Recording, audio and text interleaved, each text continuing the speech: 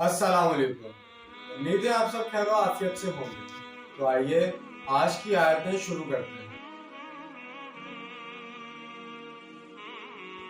बिस्मिल्लाहिर्रहमानिर्रहीम। फ़इज़ा क़ज़यतुम मनासिककुम फ़ज़्कुरुल्लाह कज़िक्रिकुम आबाअकुम अव अशद्द ज़िक्रा फ़मिनन्नासि मन यक़ूलु रब्बना आतिना फ़िद्दुनिया वमा लहु फ़िल आख़िरति मिन ख़लाक़।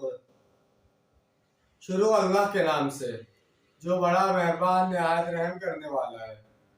और जब तुम अपने मनासिक हज अदा कर लो तो अब अल्लाह का जिक्र करो जैसे तुम अपने आबाओ अजदाद का जिक्र करते रहे हो, बल्कि इससे भी ज्यादा शद्दो मत के साथ अल्लाह का जिक्र करो। लोगों में से वो भी हैं जो यही कहते रहते हैं कि अब हमारे रब हमें दुनिया ही में दे दे, और ऐसे लोगों के लिए आखिरत में कोई हिस्सा नहीं है। यानी 10वें ज़िलहज को जब अफ़ाए हज से फरागत पा लो तो क़याम मिनाह के दौरान अल्लाह का खूब जिक्र करो, जैसे ज़माने जाहिलत में अपने आबाओ अजदाद का जिक्र किया करते थे, बल्कि इससे भी बढ़ चढ़ कर अल्लाह का जिक्र करो। इनका कदीम दस्तूर था कि हज से फारिग होकर 3 दिन मिनाह में क़याम करते और बाजार लगाते। वहाँ मेले का सामान होता जहाँ मुख्तलिफ कबाइल के शोरा अपने कबीलों की मदह सराई करते थे और अपने इस्लाफ की अजमत बयान करते थे। अल्लाह का जिक्र खत्म हो चुका था। फरमाया कि जब शदोमत के साथ तुम अपने आबाओ अजदाद का जिक्र करते रहे हो, अब इसी अंदाज से बल्कि इससे भी ज्यादा शदोमत के साथ अल्लाह का जिक्र करो। यानी अर्ज़ हरम में पहुंचकर दौरान हज भी इनकी सारी दुआएं दुनियावी चीज़ों ही के लिए हैं। चुनाचा वो माल के लिए, औलाद के लिए, तरक्की के लिए, दुनियावी ज़रूरियात के लिए और अपनी मुश्किलात के हल के लिए दुआ करते हैं, इसलिए कि इनके दिलों में दुनियावी चीज़ें बसी हुई हैं। जैसे बनी इसराइल के दिलों में बछड़े का तकद्दुस और इसकी मोहब्बत जागज़रे कर दी गई थी, इस तरह हमारे दिलों में दुनिया की मोहब्बत घर कर चुकी है, लिहाजा वहाँ जाकर भी दुनिया ही की दुआएं मांगते हैं। यहाँ वाज़े फरमा दिया गया है कि ऐसे लोगों के लिए भी आखिरत में कोई हिस्सा नहीं है। वमिनहुम मन यक़ूलु रब्बना आतिना फ़िद्दुनिया हसनतुन व फ़िल आख़िरति हसनतुन व क़िना अज़ाबन्नार। और इनमें से वो भी हैं जो ये कहते हैं, परवरदिगार हमें इस दुनिया में भी खैर अता फरमा और आखिरत में भी खैर अता फरमा और हमें बचा ले आग के अजाब से। यही वो दुआ है जो तवाफ के हर चक्कर में रुकन यमानी से हजर अस्वद के दरमियान चलते हुए मांगी जाती है।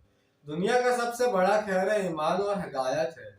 दुनिया का कोई खैर नहीं है जब तक कि इसके साथ हिदायत और ईमान ना हो। चुनाचा सबसे पहले इंसान हिदायत, ईमान और इस्तक़ामत तलब करे, फिर इसके साथ अल्लाह ताला से दुनिया में कशादगी और रिज़्क़ में कशाइश की दुआ भी करे तो ये बात पसंदीदा है। तो जैसे कि आज हमने ये 2 आयतों का तर्जुमा और तफसील बयान की है। इसके अंदर सबसे पहले तो हज के बारे में ही बताया गया है, जिस तरह हमने पिछली आयतों में हज के बारे में सुना है। तो इसके अंदर भी हज के बारे में बताया जा रहा है कि जब मिना पे होते हैं तो उस वक्त अल्लाह ताला का जिक्र ज़्यादा से ज़्यादा किया जाए।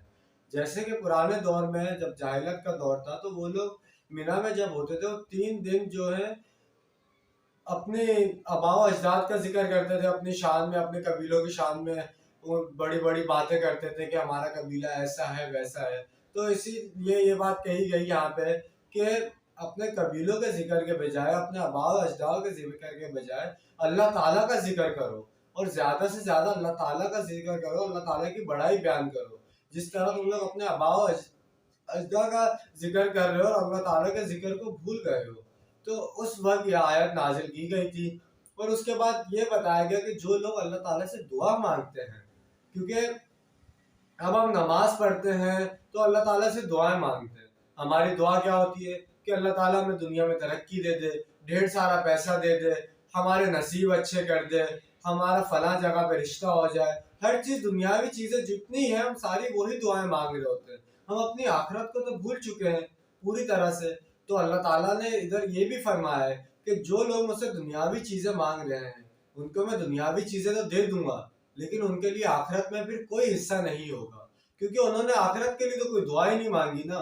انہوں نے جو کچھ بھی مانگا صرف اور صرف کیا دنیا کے لیے مانگا.